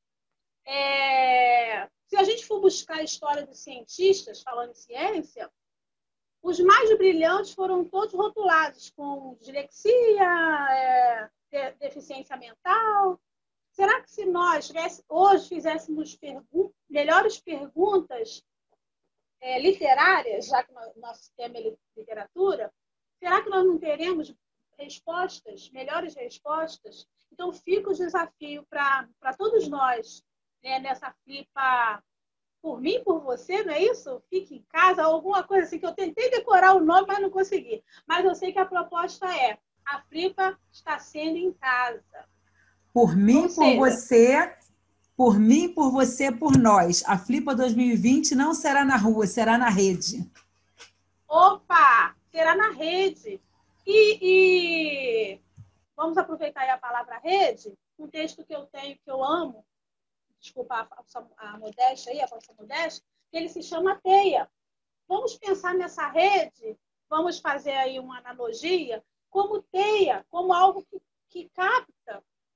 E vamos sair mais fortalecidos disso tudo, buscando, eu não sei como vocês estão fazendo para Paracambi, ou em cada rede da Baixada, mas buscar captar nesses momentos aí duros que nós estamos vivendo, o que tem de mais bonito nessa diversidade, que é a própria diversidade, que é a própria capacidade do ser humano de ser diferente, de gostar de coisas diferentes. Então, vamos hoje tirar o homogêneo, né, como sinônimo de que deu certo, de coisa boa, de coisa que deu certo. E já que a gente fez isso por tanto tempo, vamos reprogramar e agora, quando a gente ouvir a palavra, a gente já fica desconfiado, né?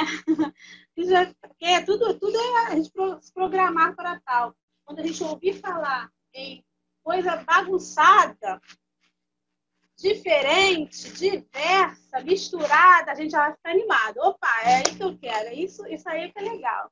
É assim que eu vou ser feliz, é assim que o meu trabalho vai dar fruto. Os frutos do trabalho de Paracambi serão forjados na diferença.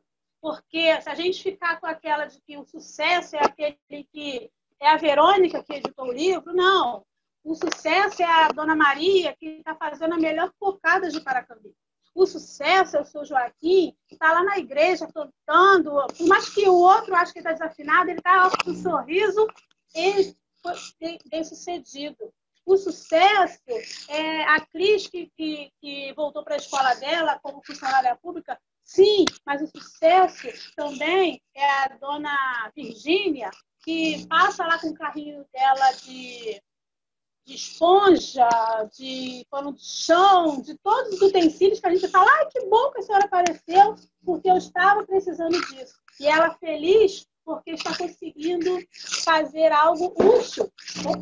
Fazer algo útil para mim e para a sociedade. E daí, essa Dona Virgínia, possa ser que seja também nossa aluna e fala assim: até daqui a pouco, professora, até daqui a pouco, diretora. Isso acontece muito em Baixada, né? Eu vivo isso, não sei vocês. Eu encontro todos eles nas ruas, no comércio, e isso me dá muita felicidade. Que o fruto da terra, para cambista da Baixada, seja a felicidade. A pandemia só veio reforçar o que eu já venho dizendo há algum tempo nos meus trabalhos. Nós estamos plantados nessa terra, seja que tempo for, para a felicidade. A tal da produtividade, todo tempo tenta nos roubar isso, mas a gente não vai deixar. Excelente, Verônica. Alguém tem mais alguma contribuição para dar? Eu gostaria, boa tarde, boa noite, eu gostaria de parabenizar a todos. Nossa, eu estou aqui ouvindo cada um, falando de um pouquinho da EJA, daqui, dali, um complementando o outro. Está muito bom mesmo. É uma pena que, como a Verônica acabou de falar, a gente já está se estendendo, que de repente aí não dá para passar isso tudo, mas, poxa, seria ótimo, porque está excelente o bate-papo. Queria parabenizar Amanda, Cris, Verônica e a todos que estão aqui, né, nesse bate-papo. Todo mundo está de parabéns. Mais alguém? Oi, eu. Posso? Quem? Eu, Mônica. A Mônica aqui. Fala, Mônica. Tudo bem? Boa noite para vocês. Só passando para dizer que eu estou engatinhando na EJA, para mim é uma experiência muito importante. Né? Eu aprendi muito com a minha amiga Alessandra, no Boa Esperança, lá, quando ela fazia o trabalho na biblioteca. Diga-se de passagem, muito bem feito. E tenho as minhas amigas que são a minha diretora, coordenadora, a Fabilaine e a Rosemary, meu amigo Douglas, as outras pessoas eu não conheço, né? A Verônica Cunha, as palestrantes, falei com a Verônica Cunha, na Guerra, e Cris Ávila. Eu estou deixando aqui meu abraço a todas, agradecimento, que foi muito importante para mim, as falas. E vou deixar aqui um puxãozinho, assim, de sardinha para o meu lado, para, no caso, para eu também aqui, para a poesia da Ajuda, da Cris Ávila, que eu gosto muito, tá? Eu gostei muito, estou deixando aqui um beijo, eu sou sua fã. Um beijo, boa noite para todos. E todos que eu não citei também, boa noite, tá? Tudo de bom para todos, tá? E espero estar na próxima. Um beijo para todos. Rodrigo? Oi, boa noite. Então, eu só deixo como comentário, acho que já foi dito bastante aqui, né? E tudo que foi dito é pertinente ao que a gente vive na EJA. Mas, assim, eu acho que a EJA agora ela passa por um desafio. Todos, a educação passa por um desafio nesse momento que a gente vive, né? A educação brasileira, até aquela de elite, ela talvez não estivesse preparada para isso que a gente está vivendo. E eu acho que na EJA, o desafio é maior.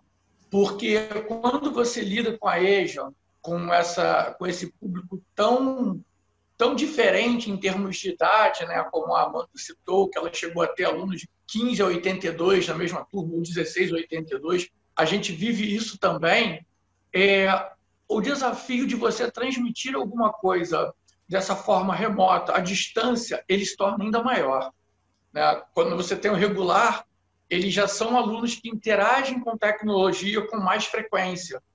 E na EJA, nem tanto. Então, atingir a EJA nesse momento de pandemia se torna um desafio maior do que nós temos no cotidiano, que é atingir a EJA. Atingir o público da EJA já é um desafio.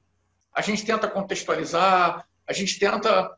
Porque, assim, como você fala a mesma língua dentro de uma sala em que você tem adolescentes com 15, 16 e idosos com 70, 80? Isso, por si só, já é um desafio.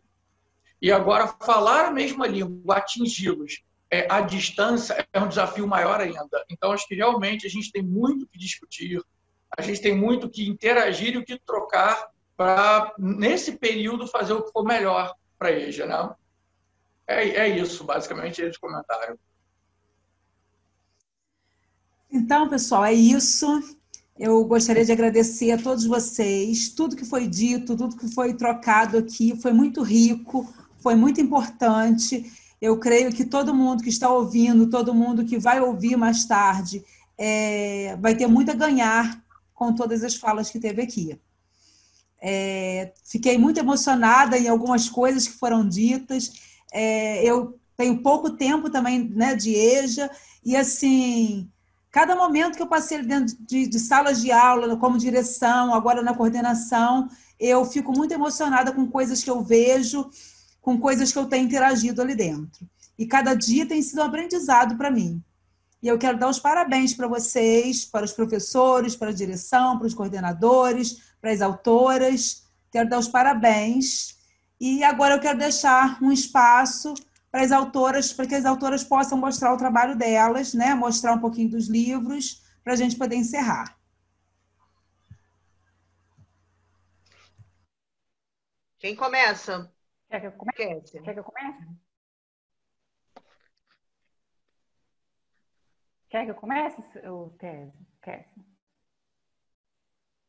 Pode começar, Cris. Vou trazer aqui só um texto desse menino que eu falei, que ele, do projeto que eu estou promovendo, ele deixou esse legado aqui, ó. O que eu vejo nesse mundo? Eu vejo no mundo coisas incríveis, coisas terríveis e coisas impossíveis de acreditar. Mas se eu acreditar, você acreditar, coisas incríveis podemos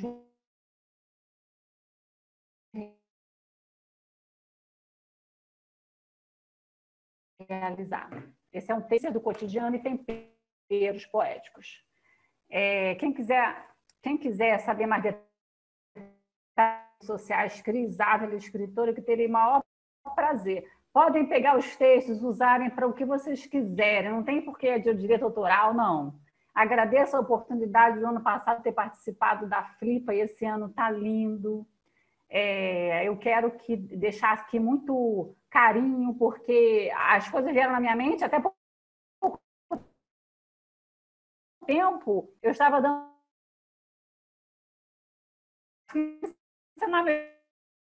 no Facebook, com paciência.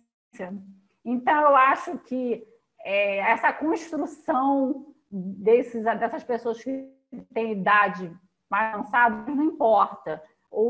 Então, eu, dentro desse contexto, eu também tenho algumas experiências isoladas, né? Mas o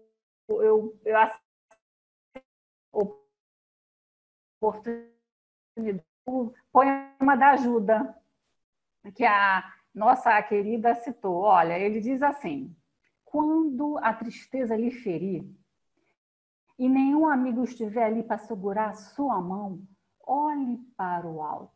Quando o amor for embora e você não tiver forças para seguir sozinho, olhe para o alto. Quando a dor bater a sua porta e nenhum ombro acalente sua cabeça, olhe para o alto. Quando não for motivo de ser especial e a palavra dita fira a sua alma, olhe para o alto. Quando ninguém mais acreditar em você e os olhares sejam duros para a sua direção, olhe para o alto. Quando for difícil suportar e as lágrimas gotejarem como chuva feroz, olhe para o alto. E saiba que o amor do Pai está aí, está aqui. Basta enxergar, amar.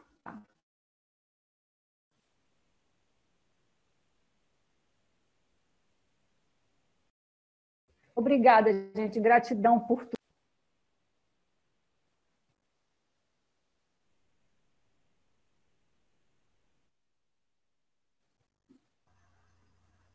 Amanda? Então, como eu falei, eu não sou autora, né? Então, não vou colocar minha obra, mas vou colocar algumas coisas, né? Primeiro, agradecer novamente, dizer que a gente tem um desafio para 2021, para a próxima Flipa presencial, que é potencializar e visibilizar essas produções maravilhosas que os professores trouxeram das suas EJAs. E quem sabe juntar essas narrativas, esses trabalhos, essas histórias, e não lançar um livro da EJA em Paracambi, na nossa próxima feira literária, que já estou me sentindo parte, então já estou falando que é nossa. Então, acho que esse é o desafio que a gente tem para 2021, seria um prazer estar lá vendo isso. E aí, vou convidar vocês todos a conhecer os canais do Fórum EJA, do Estado do Rio de Janeiro. A gente tem página no Facebook, a gente tem canal no YouTube e também portal, né, site, que é um portal, que tem informações, que tem as lives que a gente está organizando sobre educação de jovens e adultos. A próxima é segunda-feira. Não, a gente está falando numa noite de quarta, olha que loucura. Mas a próxima, eu gostaria já de convidar vocês para estarem juntos, dar uma olhada nos nossos canais, que vocês vão ter acesso a tudo isso. Também falar que, pela minha paixão de livros, eu organizo um canal chamado Entre Livros, no Facebook, uma página, e um perfil no Instagram chamado Nós Entre Livros. Se vocês tiverem vontade, passem por lá, eu acho que vocês vão gostar. E aí quero terminar com um trecho do Manifesto por um Brasil Literário, do Bartolomeu Campos de Queiroz, que foi escrito em 2009 e precisa ser lido todos os dias. Ele diz assim: é no mundo possível da ficção que o homem se encontra realmente livre para pensar, configurar alternativas, deixar agir a fantasia.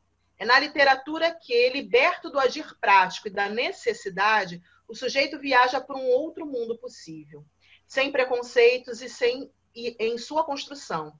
Daí sua possibilidade intrínseca de inclusão. A literatura nos acolhe sem ignorar a nossa incompletude.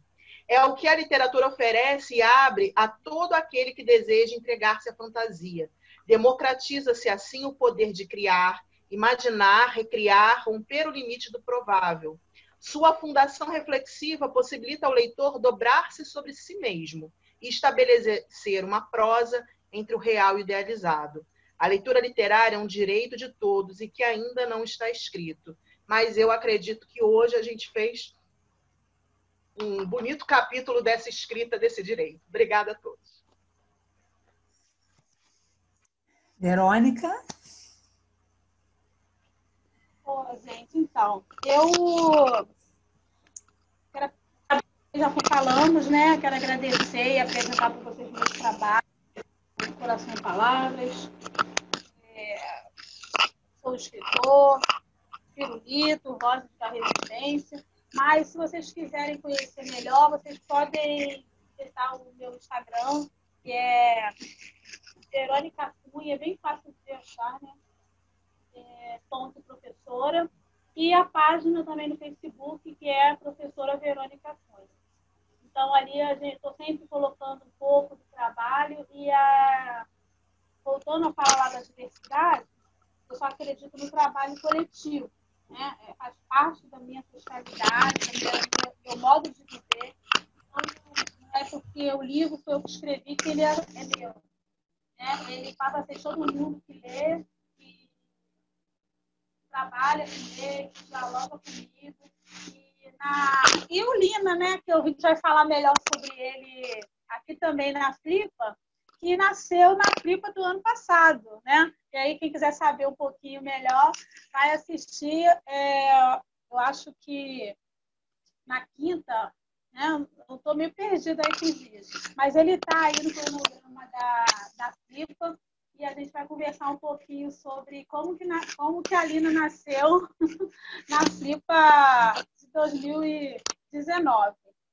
Então, eu quero agradecer demais a toda a equipe Paracambi e agradecer a vocês, colegas, né, que me deram essa falta de confiança, estar aqui dialogando com a gente.